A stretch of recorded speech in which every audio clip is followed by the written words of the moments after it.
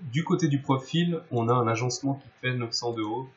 C'est la hauteur standard des plans de travail de cuisine. Ce plan de travail fait 42 d'épais. Il repose sur une caisse de 738 qui elle-même repose sur un socle de 120. Cette caisse de 738 est fermée par une porte qui fait 604 de haut, une face applique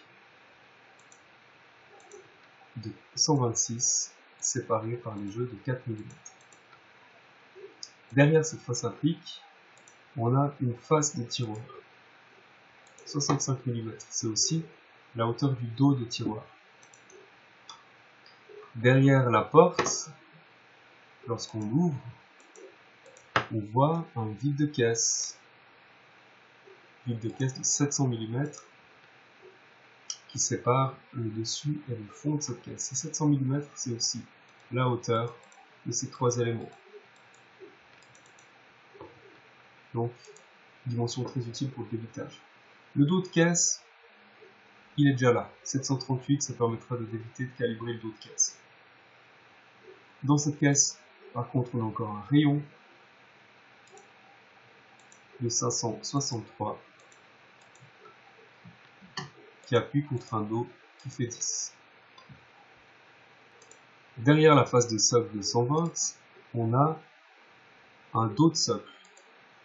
Un dos de socle de 100 mm que l'on peut coter à la suite de 19.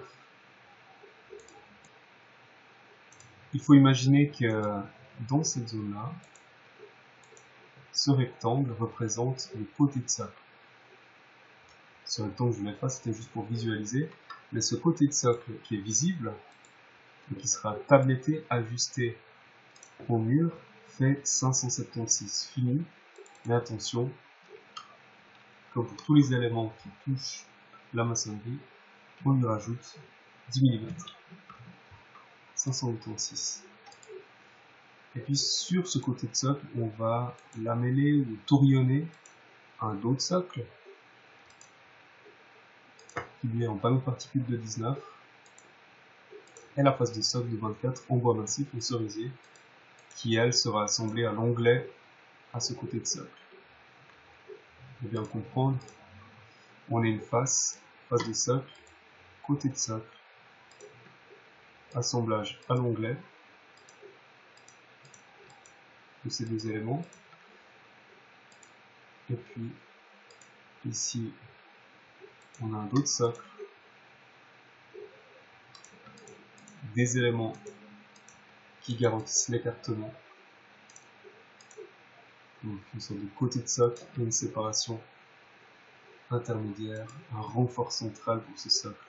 Ce socle est ajusté à la maçonnerie.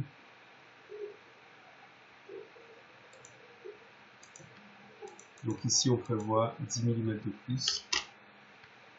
10 mm de plus également ici.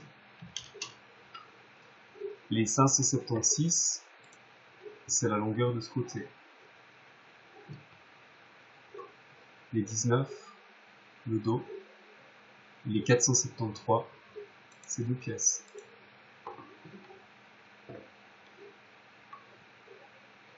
Pour le profil, c'est pas fini. Si on parle du socle, on peut aller à l'opposé pour s'intéresser au dessus. Alors même topo, le dessus tabletté contre le mur, 620. C'est la dimension finie. Mais nous, on arrivera à la pose avec un élément de 630 pour un tablettage. Et vu qu'on parle de ce dessus, et puis on va le retrouver ici en élévation. Même principe, 1294 qui seront portés à 1304 pour le tablettage. Vu qu'on a parlé du socle tout à l'heure, eh bien la face de ce socle, la face visible, voici sa dimension. 1250. Et puis cette face visible, il faut aussi lui prévoir un petit peu de sur-mesure pour un éventuel tablettage, donc 1260.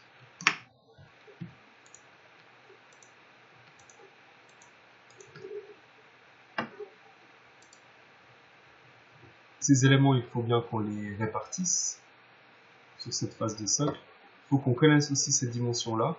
On va peut-être commencer par ça. On a le dos de socle qui part du côté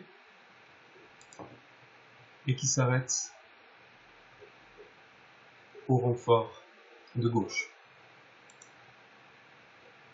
Et donc par rapport à notre face de socle,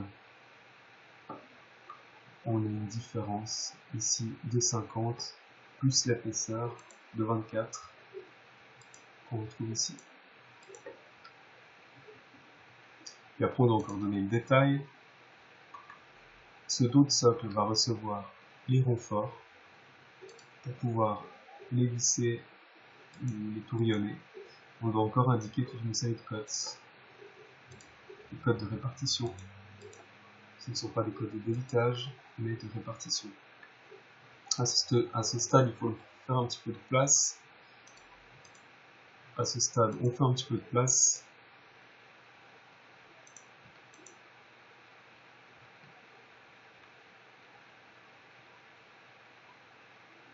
Et on peut revenir à la coupe de profil, où on a encore le système 32 à côté. Alors, le système 32, généralement, se place à 37. Après, on peut indiquer un autre axe. Ici, on a le 450. Et puis, un départ. Alors, départ du système 32, ici, ça sera depuis le fond, puisque tous les éléments reposent sur le fond. Cette conception est très pratique,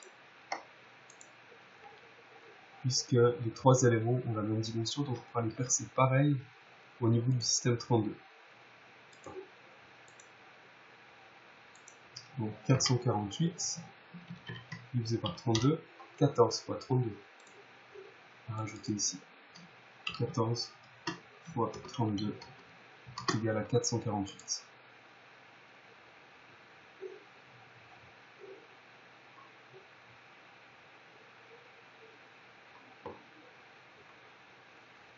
Du côté de l'élévation, alors même travail qu'en plan. Pour le côté supplémentaire, il s'agit d'un bâti, donc plein d'informations à apporter, des informations qu'on peut aligner pour faciliter la lecture. Du temps de traverse, en haut et en bas, 578 de vide cadre avec un panneau qui revient dedans avec du coup 20 mm de plus, 598 pour le panneau. Attention, s'il y a une traverse ici, il n'y a pas de traverse là. On a par contre un montant, donc ça fait peut-être un peu doublon. Là on peut l'indiquer ici, ça facilite la lecture du plan. 738 qu'on retrouve là. Au niveau du tiroir, on a un côté tiroir qui fait ici 90. On peut indiquer aussi la vis de la coulisse. Pour visualiser, une coulisse ressemble à peu près à ça. Elle fait 27,5 de haut. Et puis elle remonte de 37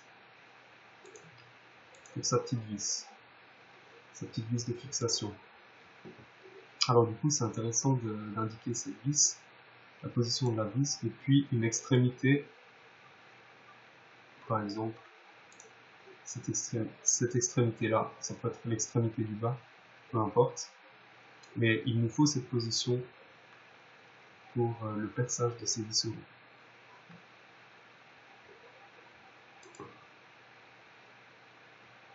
Reste à côté le rayon, 569,5, on peut écrire 569, tout simplement, on supprime le demi-millimètre, puis attention pour pas qu'on confonde le rayon avec un éventuel autre élément, spécifions, précision qu'il s'agit bien du rayon.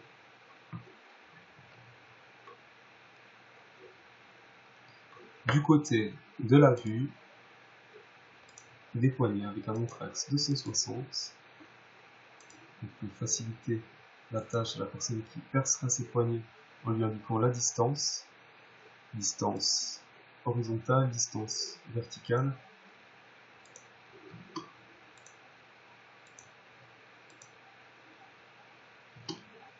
Et puis la même chose pour ces boutons, 60, 60.